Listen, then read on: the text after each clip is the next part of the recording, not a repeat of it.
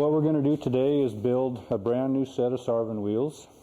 This is a commercially available set of flanges and cores, already turned to adapt to your wheel stand and already mortised for your spokes.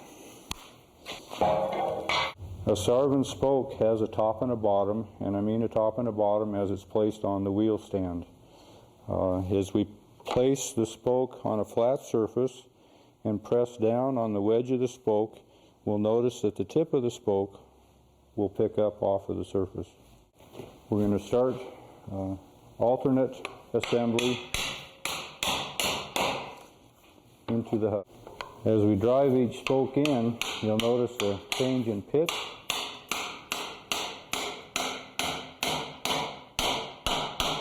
There's a solid sound when the spoke hits the core. We want a center punch where our rivet holes are going to be.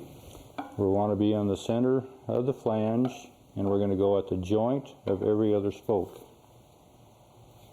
Now is go ahead and drill our holes for the rivets. We're going to use a 1/4 inch round head soft iron rivet for these.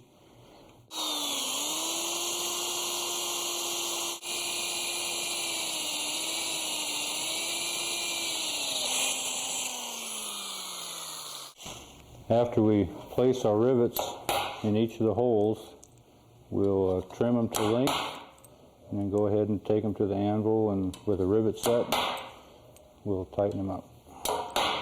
We'll peen the rivets over.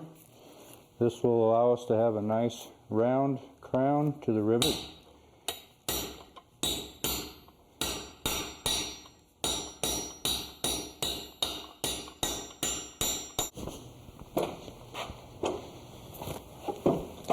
Now, to start the process of cutting the tenons on the spoke, we first need to use a spoke cone, which will put a taper on the end of the spoke, which will fit into the tenon auger.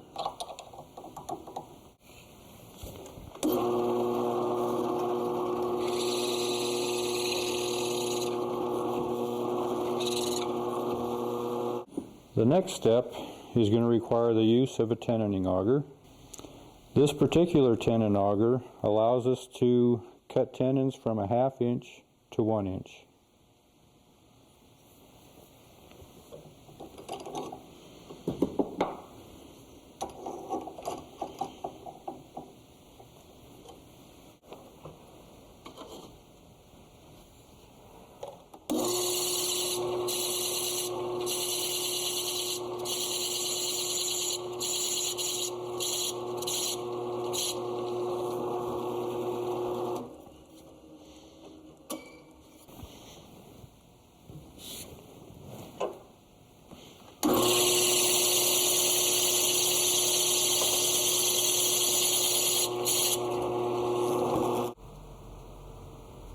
Now we're ready to begin the fit of the fellies to the spokes.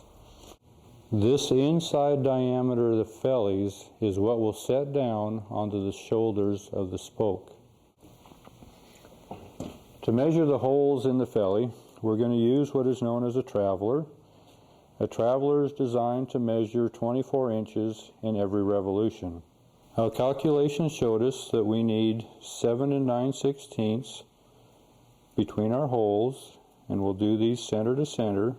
So we'll set our pointer at 7 9/16 on our traveler. Put a bold mark and measure the remaining 7 holes. These holes will be spaced at the original 7 9/16.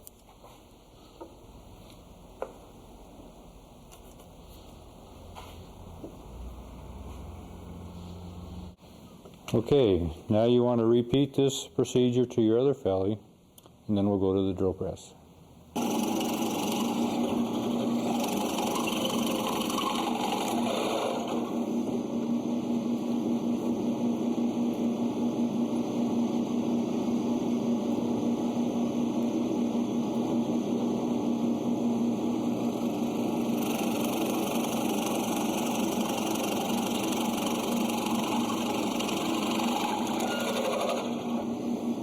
We're ready to begin the assembly of the fellies onto the spokes. Before we start, we need to realize that this felly needs to expand to encompass the outer diameter of the spokes. While we place pressure in with our hip, and then with our left hand we're going to grab a spoke and exert pressure out on the other end of the felly.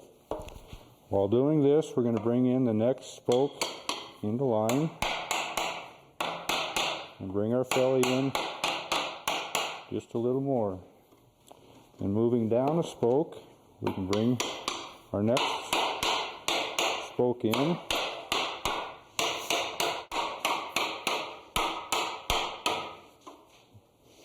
We're about to get our 8th. We may have to help this last one a little bit to bring it into line.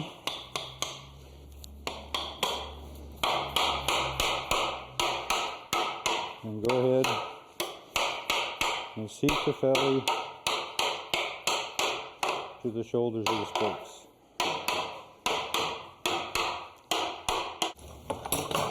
What we need to do is go around and face off the outside edge of the felly, wherever there might be a spoke protruding.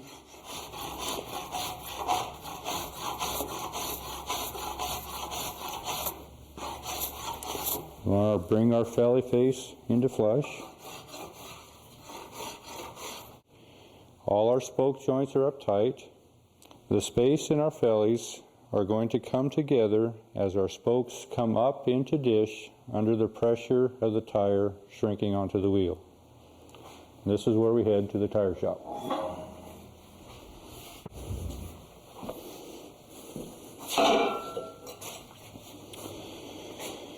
As we remember, we're going to put rubber tires on this wheel, and so we will use a channel iron in place of a flat iron tire that will accommodate the rubber.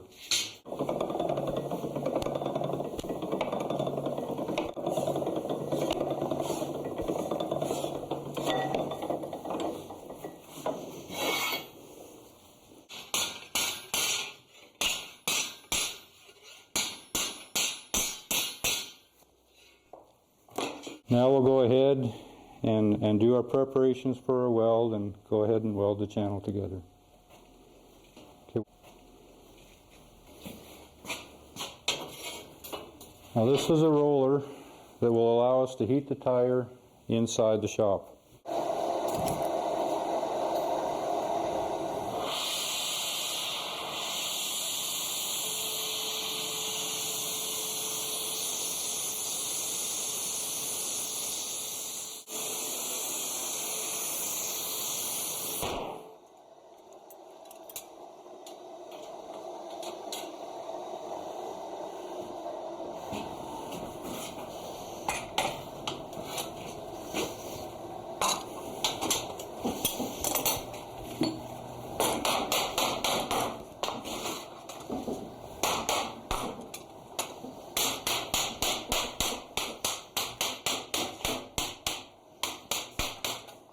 As we cool this off,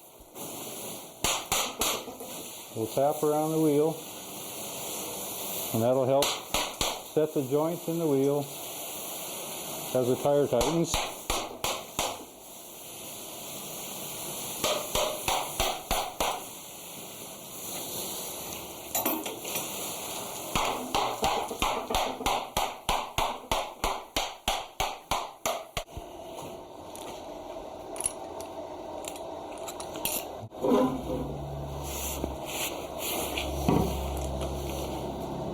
As we look straight across the face of the wheel where it intercepts the hub, we'll see we're right at halfway between the rivet heads and the first ridge on the hub.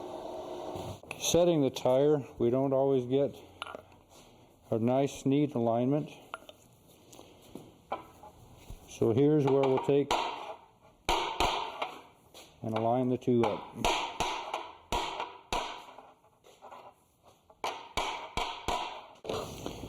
Now what we're going to do is take the sharp corners off of the felly, put a nice round corner, and each time we reach a spoke, we'll draw that up to a point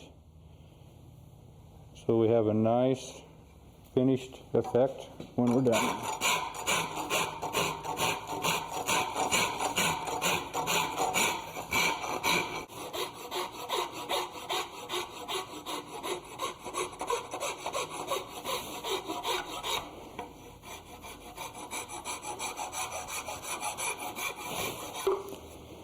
Here we'll go to the hub boring machine and talk briefly about the procedure of the boring of the boxing and how it is done in relationship to the tire.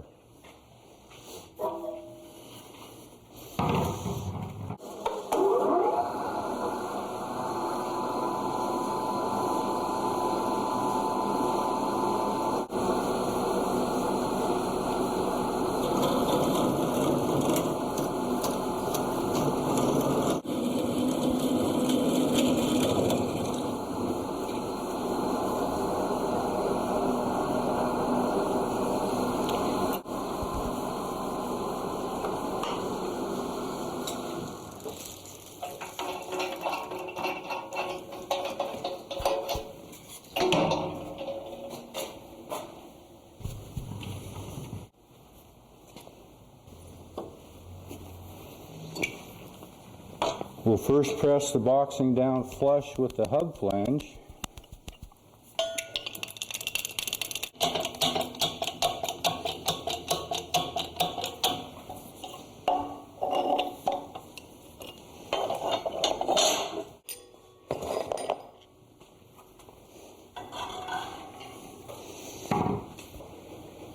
And we'll notice the boxing protrudes past the end of the hub core where we bored it for our nut. This will allow some clearance for the ridge that is on the face of a buggy nut. This is where we'll install the rubber tiring onto the wheel. When you size the rubber, you do not expand the rubber onto the wheel, you actually compress rubber onto the wheel. Now that we're brazed together and we're cold enough to take it off the stand, we'll go ahead and release our jaws.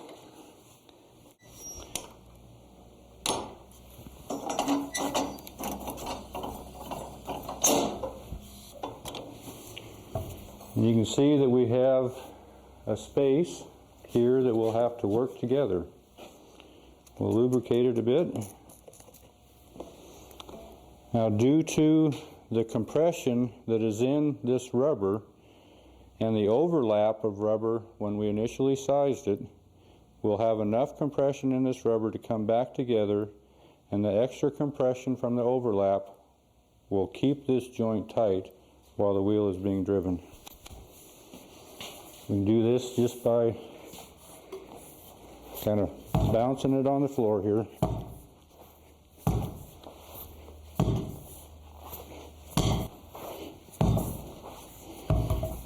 Here you can see that our joint is together, and because of the excess amount of rubber that we put on the wheel initially, there will be enough pressure on this joint that it'll remain closed while the wheel is being used.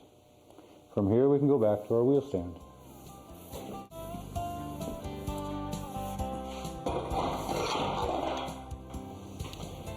We have now completed our building of a traditional style Sarvin buggy wheel. Although we have used modern equipment, the art of the wheelwright is the same today as it was 100 years ago.